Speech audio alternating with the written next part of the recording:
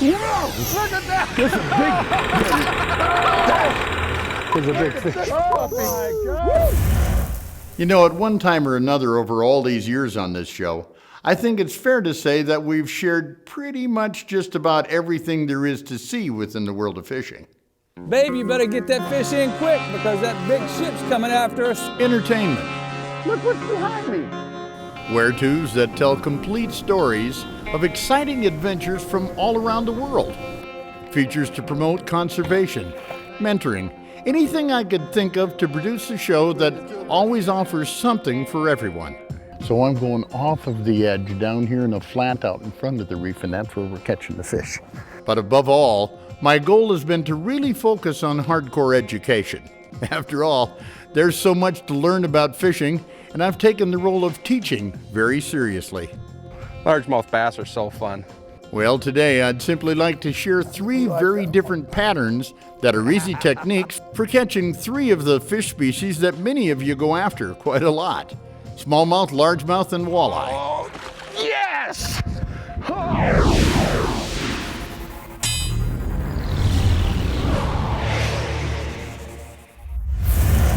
Up first, pro staffer Nate Berg demonstrates how to go wacky for largemouth bass. He's on a typical small Minnesota lake and on the hunt with a pattern that involves targeting bucket mouths along the deep weed line with what's called a drop shot rig.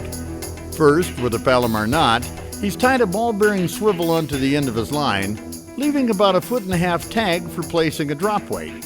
In this case, it's an 1/8 or 1/4 ounce weight, made specifically for drop shot rig fishing. Now, to entice these weedline bass, Nate goes with a pencil worm rigged wacky style. And as you're about to see, this produces a very specific slow fluttering action that bass have a very difficult time resisting. Probably the most important tool to drop shotting is having a good rod. It's very important to have an extra fast tip, just like this Mojo Bass rod does. This is a 6'9" rod, 6'9" rod, medium light with an extra fast tip.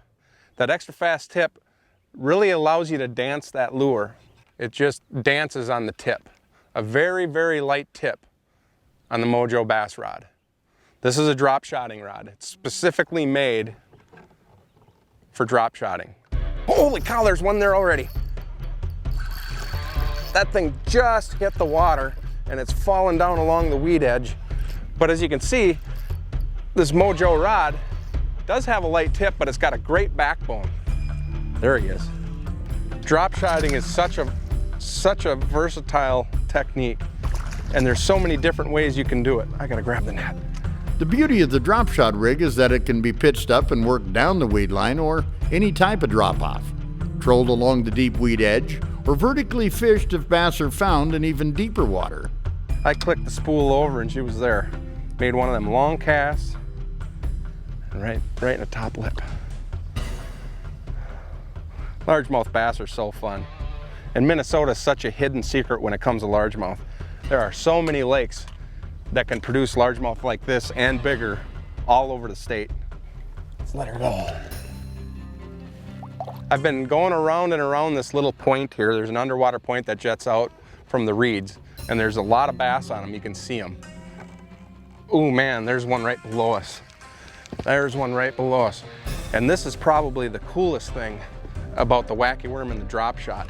You can vertically jig it. Here he comes on the screen. Drop it down.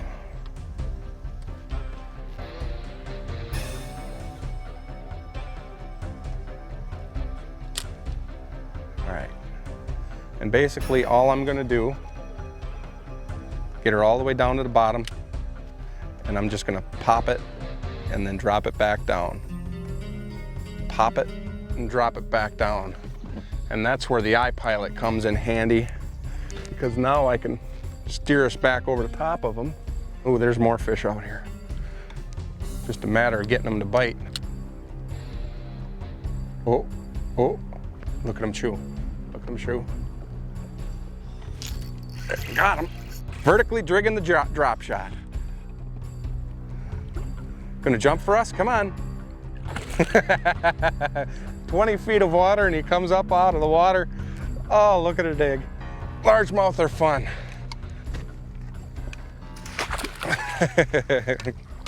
They always seem to be willing to bite. You might have to change up your technique once in a while, but hey, that's what makes it fun. If you want to do something that's a little bit out of the ordinary, give this little rig here a try, and you'll catch a bunch like this, I promise. A little earlier in the year than when Nate Berg targeted largemouth bass on wacky worms, I was out exploring for bedding smallmouth bass, one of my favorite of all things in the world to do. From what Mike tells me, you love to fish smallmouth. So do I. I mean, I love them, love them. We got good rock islands over here that we love to fish, and then some big rock flats and spawning flats down in here this time of the year where they're usually congregated. So that's why we usually start down there. Now for this pattern, the key is early season spawning movements into shallow water. Basically, all I'm doing is looking for beds, pitching right to them with a jig, and trying to coax them into bite while sight fishing. He's back on it. Yeah. He hit the white. He got it.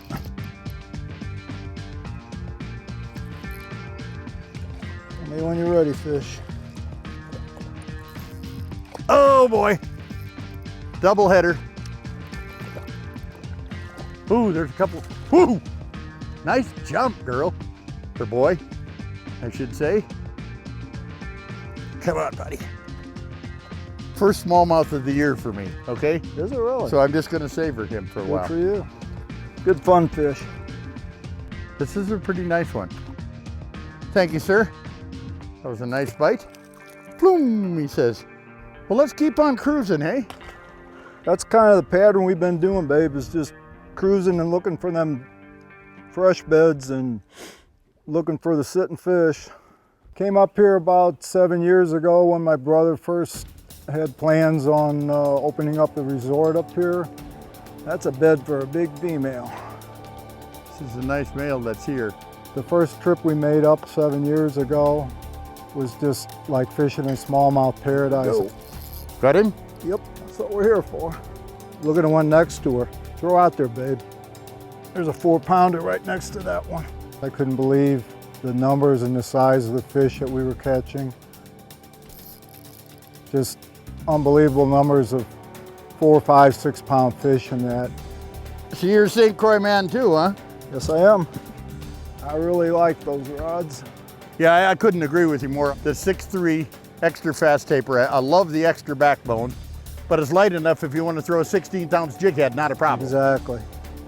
Or if you want to throw a half-ounce jig head, you can. Right. It's perfect for targeting these beds and just shooting them in there like that. Smallmouth like gravel, they like little rubble, they like to build a nest if they can by an object. That is a nice fish. If there's an old tree laying in the water, sometimes a big boulder, they'll fan the nest out close to it if they get the right kind of bottom. They just blend in perfectly with those gravel bottoms. There yeah. He goes shooting back off. And see, he's headed right back to his nest, which is perfect. Other times it'll be up in bulrushes, maybe on the edge of it. They like to have a clean bottom. Even if it doesn't look like it, they'll fan down, the males will, till they get to the right kind of substrate. And that's where they'll build their nest. You know, I'm gonna go around this boy's home here. And when you understand that and the kind of bottoms that they're looking for, now it's a matter of use your eyes. Look at the size of that bed. Yep. Now it's just the males that are in right now, but he will attract a bigger female than some of the ones with the little bitty nests that are smaller fish. I'm always using glasses and I'm using my eyes, and we're finding the fish, in this particular case, almost all of them just with our eyes.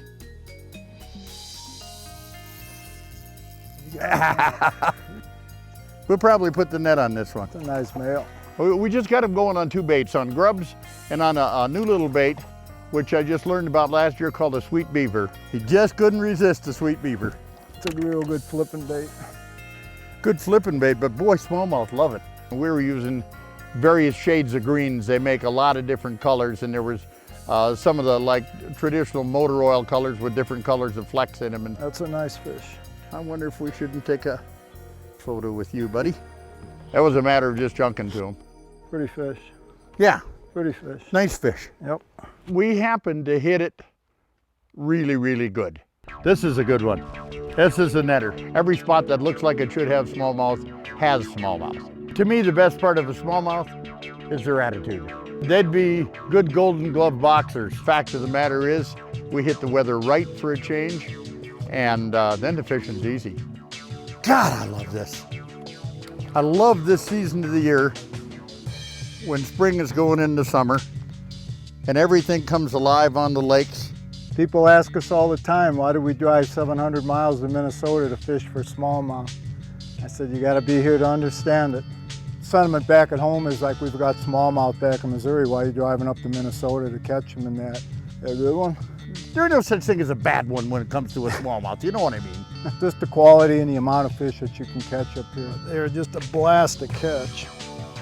If you're looking for a great place to come and just catch fish, flip the bait and you just pow, right now, just pow. Think about this, smallmouth, largemouth, pike, lots of walleyes, crappies, bluegills, perch. Lots of smallmouth that I can attest to. It's Wilderness Lodge and this has been a great trip. It's a nice fish. Welcome back, everybody. Now, the next technique we'll examine with Nate Berg once again is an easy trolling pattern that turns summer walleyes on like a light switch. Hey, show them, Mr. Berg.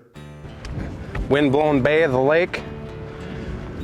Put the trolling motor down. And I'll grab a crawler. And I'm just gonna hook it once through the head. Just like that, and just let her dangle. That's it. So I'm gonna make a cast behind the boat. And I want to peel off quite a bit of line. Let her sink down, and we're going to be fishing right in the weed tops. And I want to keep my finger on the line with an open bail. That way when I get a bite, I can release it. Good cabbage down there, exactly what we're looking for.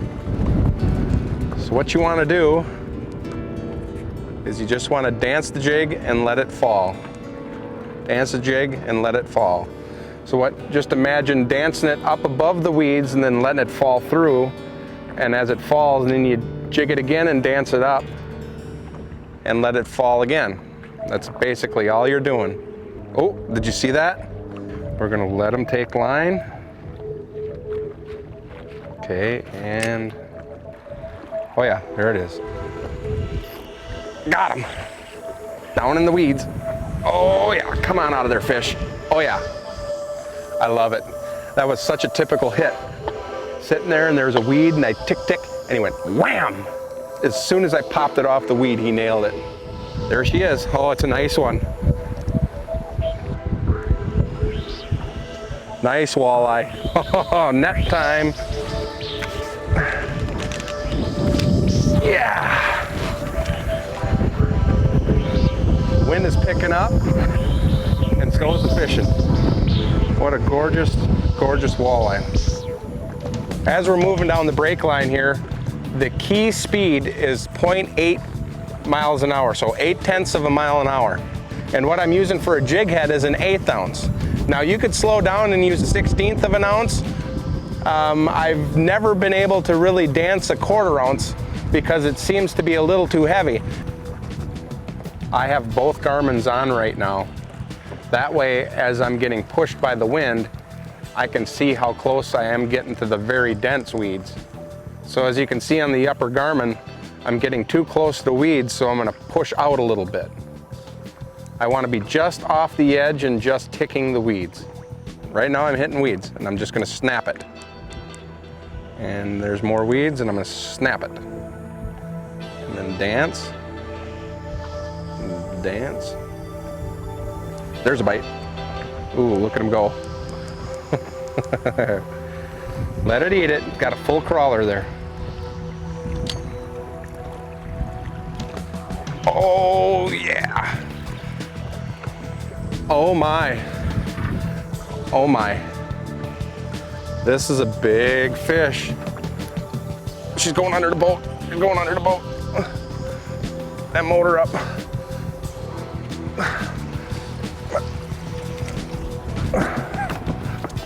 Oh, look at her dog. This is a big fish. Oh, there she is. Oh, yes! Oh, oh my. That is why we like walleye fishing right there. Woo! Oh. Oh, you're all tuckered out and so am I. Look at that walleye. Spawned out female. Just a gorgeous, gorgeous, gorgeous fish. If you go simple, just a little tiny jig head, dance it through the cabbage, you can do the same. You should give it a try. You know, when I first started putting out fishing shows over 35 years ago, I selected the company slogan, Teaching America to Fish, as a goal for what I hope to accomplish. Education is such an important component in helping anglers learn and have more fun by finding greater success as a result. Consequently, I spent a good part of my life giving seminars and preaching pattern fishing in an effort to share a systematic approach to finding and catching fish that any angler can use to improve their skills. My friends, never once have I heard anyone tell me that they had more fun catching fewer fish. So, to put it another way, I've always enjoyed helping people learn to have more fun in the great outdoors. Well, anyway, so much for reflections. But there you have 3 very good patterns that you can try for both walleye and bass. I can promise if you do apply the tips you've learned today, that you'll be hooking into more fish and having the chance to hold more of them in your hands. I'm Babe Winkelman. Thanks so much for watching, and until next time, everybody, hey, good fishing.